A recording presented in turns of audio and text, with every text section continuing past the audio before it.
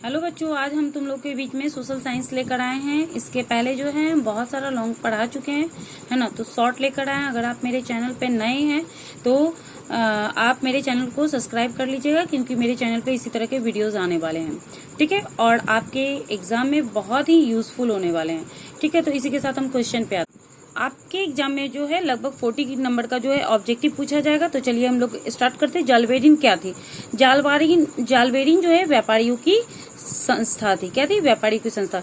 हिन चीन में कोलोन किसे कहा जाता है? तो हिन चीन में कोलोन जो है फ्रांसीसी को कहा जाता है। फ्रांसीसी को इसलिए कहा जाता है क्योंकि फ्रांसीसी यहाँ पे केवल व्यापार नहीं करना चाहते थे, बल्कि यहाँ पे बसना चाहते थे, इसको अपने अधिकार क्षेत्र में लेना चाहते थे, ठीक है। तो नेक्स्ट क्वेश्चन, असहयोग आंदोलन का प्रस्ताव कांग्रेस के किस अधिवेशन में हुआ था? तो असहयोग आंदोलन का प्रस्ताव जो है दिसंबर 1920 ईस्वी में नागपुर अधिवेशन में हुआ था, ठीक है। यह किसके द्वारा चलाया गया था? तो यह महात्मा गांधी के द्वारा चलाया गया था। क्वेश्चन कहीं पूछ दे, सिंपली पूछ दे कि असहयोग आंदोलन कब हुआ था? तो 1920 ईस्वी में हुआ था, ठीक है। नेक्स्ट क्वेश्चन पे आते हैं। जालियांवाला बाग हत्याकांड के विरोध में किसने कैसर ए हिंद की उपाधि त्याग दी थी? तो जालियांवाला बाग हत्याकांड के विरोध में कैसर ए हिंद की उपाधि जो है महात्मा गांधी ने त्याग दी थी। क्यों त्याग दी थी भाई?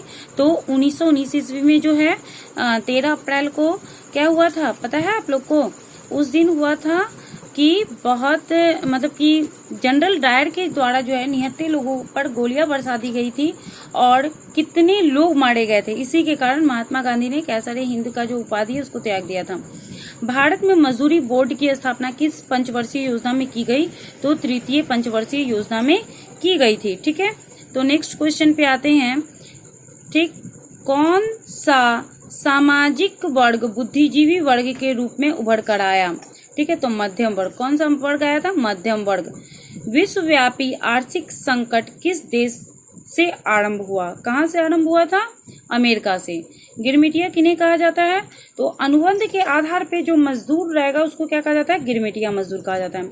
विश्व में सर्वप्रथम मुद्रण की शुरुआत कहाँ हुई थी? तो विश्व में सर्वप्रथम मुद्रण की शुरुआत जो है चीन में हुई थी। और छापाखाना का भी आविष्कार कहाँ हुआ था? सर्वप्रथम चीन में ही हुआ था, ठीक है।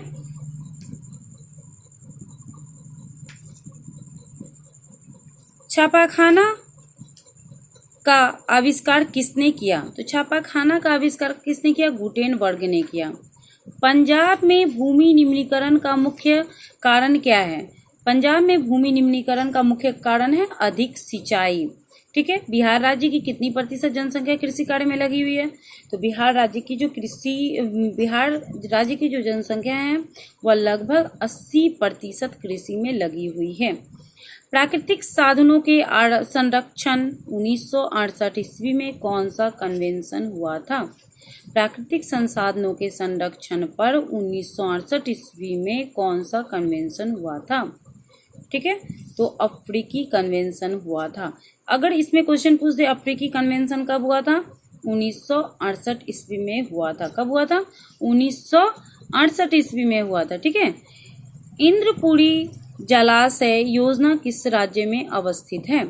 इंद्रपुरी जलाशय योजना किस राज्य में अवस्थित है? तो बिहार राज्य में स्थित है, ठीक है।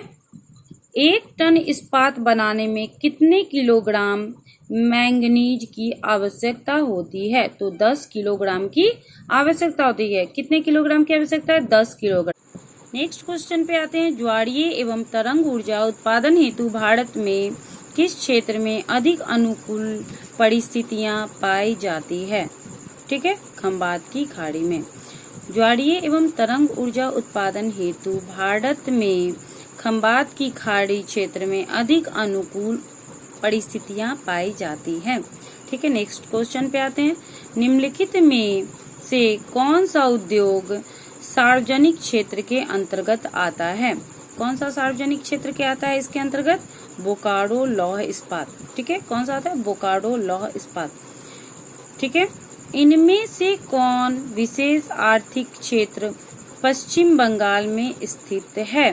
ठीक है, इनमें से कौन विशेष आर्थिक क्षेत्र पश्चिम बंगाल में स्थित है? कहाँ स्थित है? पश्चिम बंगाल में स्थित है। तो फाल्टा। क्या होगा आंसर? फाल्टा। बिहार में कुल कितने अधिसूचित क्षेत्र में वन का विस्तार है? कितने क्षेत्र में वन का विस्तार है? तो 6374 वर्ग किलोमीटर। ठीक है। बिहार में कुल कितने अधिसूचित क्षेत्र में वन का विस्तार है? 6374 वर्ग किलोमीटर। स्तर रंजन विधि के अंतर्गत मानचित्रों में नीले रंग से किस भाग को दिखाया जाता है ना? तो जो आप किसी भी मैप को देखिएगा, जो भी नीला रंग होगा वह किसको दर्शाता है? तो जल को दर्शाता है। ठीक है।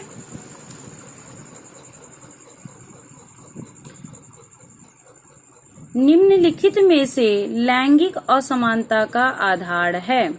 ठीक है। स्त्री पुरुष की जैविक बनावट, दोनों के बारे में प्रचलित 6 रूढ़ छवियां और सामाजिक भूमिकाएं। दोनों के बारे में प्रचलित रूढ़ छवियां और सामाजिक भूमिकाएं, दोनों में साक्षरता दर, दोनों के आर्थिक आधार।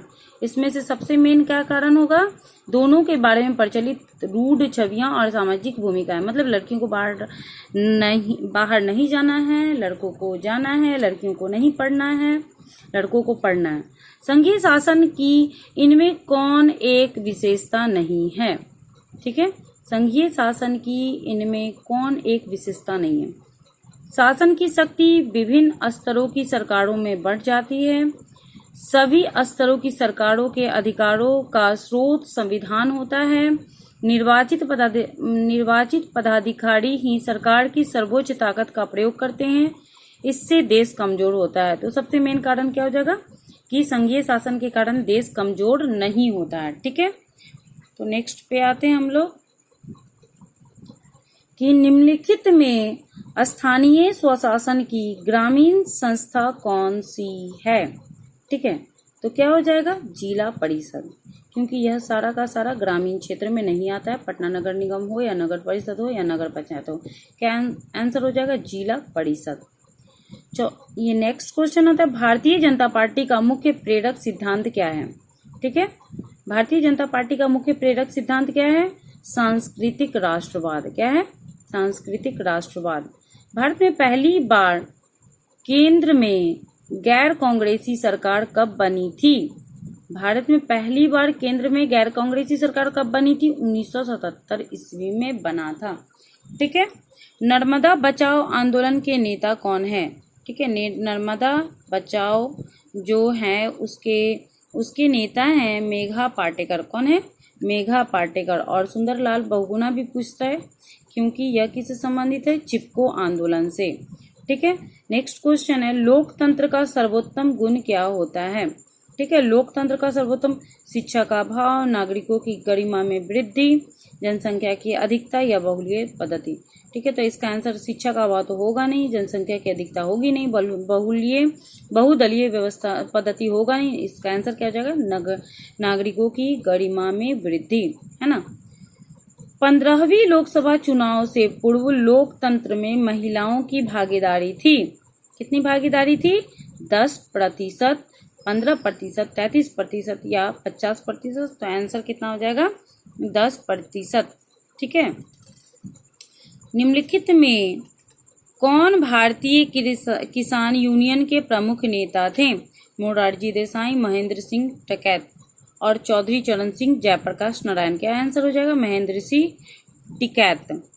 भारत में सेवा क्षेत्र को सामान्यतः कितने वर्गों में बांटा जा सकता है? भारत में सेवा क्षेत्र को सामान्यतः 2 वर्गों में बांटा जा सकता है। कितने वर्गों में बांटा जा सकता है? 2 वर्ग। भारत के पड़ोसी देशों में किस देश की प्रति व्यक्ति आय सर्वाधिक है ना? पड़ोसी देश जैसे पाकिस्तान हो गया, बांग्लादेश हो गया, श्रीलंका हो गया, नेपाल हो गया, म्यांमार हो गया। तो उसमें सबसे ज्यादा क्या हो गया? श्रीलंका। श्रीलंका का जो है प्रति व्यक्ति आय सबसे ज्यादा है। बिहार की आय में सर्वाधिक योगदान होता है किसका होगा? जब 80% लोग कृषि पे डिपेंडेंट हैं, तो आय भी किससे प्राप्त होगा? कृषि से ही होगा। औद्योगिक क्षेत्र तो बिहार में ज्यादा है ही नहीं। ठीक है। चलो नेक्स्ट क्वेश्चन पे आते हैं। भारत में राष्ट्रीय आय की गणना के लिए प्रमाणिक संस्था कौन सी है? भारत में राष्ट्रीय आय की गणना के लिए प्रमाणिक संस्था कौन सी है? तो केंद्रीय सांख्यिकी संगठन। क्या है? आंसर क्या होगा? केंद्रीय सांख्यिकी संगठन। ठीक है। भारतीय रिजर्व बैंक की स्थापना कब हुई थी? ये भी क्वेश्चन अक्सर पूछता है। तो 1935 ईस्वी में। कब हुआ था? 1935 ईस्वी में। ठीक है। हमारे देश का कौन सा शहर सूचना प्रौद्योगिकी का केंद्र बन गया है? कौन सा बन गया है? बेंगलुरु। क्या हो गया आंसर इसका? बेंगलुरु।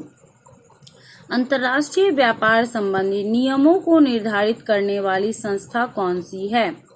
विश्व बैंक। अंतर्राष्ट्रीय व्यापार क्या है? अंतर्राष्ट्रीय व्यापार संबंधी नियमों को निर्धारित करने वाली संस्था कौन सी है?